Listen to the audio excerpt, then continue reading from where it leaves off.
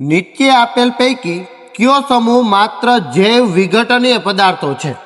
આપણે જેનું સૂક્ષ્મ જીવો વડે વિઘટન થતું હોય ને એવા પદાર્થોના સમૂહને ઓળખવાનો છે. ચલો, પહેલું આપેલું છે ઘાસ, પુષ્પો, ચામડું. બીજું છે ઘાસ, લાકડું અને પ્લાસ્ટિક.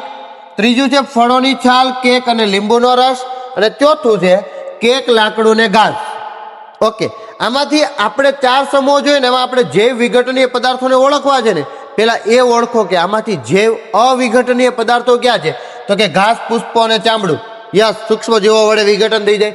બીજું છે ઘાસ, લાકડું અને પ્લાસ્ટિક. યસ, પ્લાસ્ટિકનું સૂક્ષ્મ જીવો વડે વિઘટન થતું નથી. અને ફળોની છાલ, કેક, લીંબુનો રસ. યસ, થઈ જાય. કેક, લાકડું, ઘાસ થઈ જાય. આમાંથી એવું ગોતવાનું છે કે જે વિઘટનીય પદાર્થો છે ને એ ગોતવાનું છે. એટલે બીજો ઓપ્શન આવતો હોય ને એ નહીં ચાલે. યસ, બીજો નહીં ચાલે. આમાં પણ 2 આવે છે એટલે આ નહીં ચાલે. આમાં 2 નથી અને આમાં પણ 2 છે એટલે આપણો જવાબ ફાઇનલ થઈ ગયો, સી આન્સર. એટલે કે 1, 3 અને 4 જે જૈવ વિઘટનીય પદાર્થોનો સમૂહ ધરાવે છે.